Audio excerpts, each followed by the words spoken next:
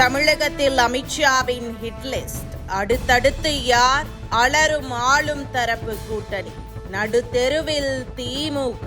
2026 சட்டமன்ற தேர்தலை நெருங்கி வரும் நிலையில் தமிழகத்தில் கூட்டணி அரசியலில் பெரிய மாற்றங்கள் உருவாகும் சூழல் உள்ளது.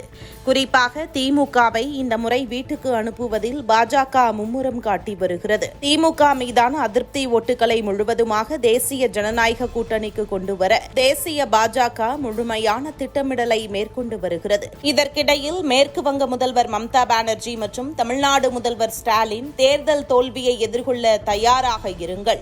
2026 சட்டமன்ற தேர்தல் முடிவுகள் அறிவிக்கப்படும் போது மேற்கு வங்கத்திலும் தமிழ்நாட்டிலும் திரிணாமுல் காங்கிரசும் திமுகவும் வீழ்த்தப்படுவது உறுதி என அமித்ஷா கூறியது தமிழக அரசியல் மேல்மட்டத்தில் பெரும் அதிர்ச்சியை ஏற்படுத்தியுள்ளது. ஏற்கனவே பல அமைச்சர்கள் மீது ஊழல் வழக்குகள் நிலுவையில் உள்ளது. இந்த ஆட்சியில் ஊழலுக்கு பஞ்சமில்லை என்பது போல் எங்கும் ஊழல், எதிலும் ஊழல் என திமுக அரசு நடந்து வருகிறது. இந்த நிலையில் அமித்ஷா கூறியுள்ளது பெரும் பதட்டத்தை உருவாக்கியுள்ளது. திமுகவுக்கு எதிராக மிக வலுவான கூட்டணியை அமைக்க வேண்டும் என நினைக்கிறார் அமித்ஷா. அதிமுக அணிகள் மட்டுமல்லாது தமிழகத்தின் பல்வேறு கட்சிகளையும் இணைத்து மெகா கூட்டணியை உருவாக்க தீவிர முயற்சிகள் நடைபெற்று வருகிறது. இந்த நிலையில் அமித்ஷா ஓபிஎஸ்ஐ சந்தித்ததால் எடப்பாடி பழனிசாமி மிகுந்த அதிருப்தியில் இருப்பதாக சொல்லப்படுகிறது.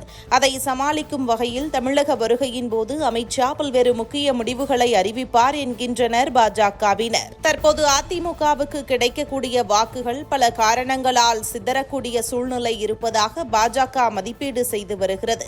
இதை தடுக்கும் வகையில் முக்கிய பிரிவு மற்றும் சிறு கட்சிகளையும் கூட்டணியில் சேர்க்கும் முயற்சிகள் நடப்பதாகவும் வட்டாரங்கள் கூறுகின்றன. அமித்ஷா ஓபிஎஸ்ஐ தனியாக சந்தித்தது குறித்து பழனிசாமி எந்த கருத்தும் தெரிவிக்கவில்லை.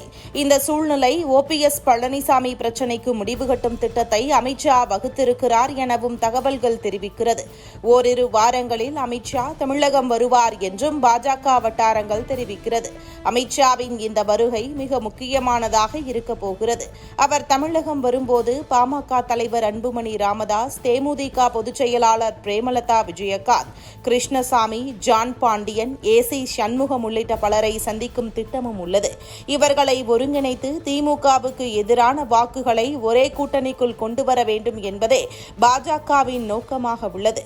2026 திமுகவுக்கு டஃப் கொடுக்க வேண்டிய சூழ்நிலை உருவாகி இருப்பதாக பாஜக கருதுகிறது.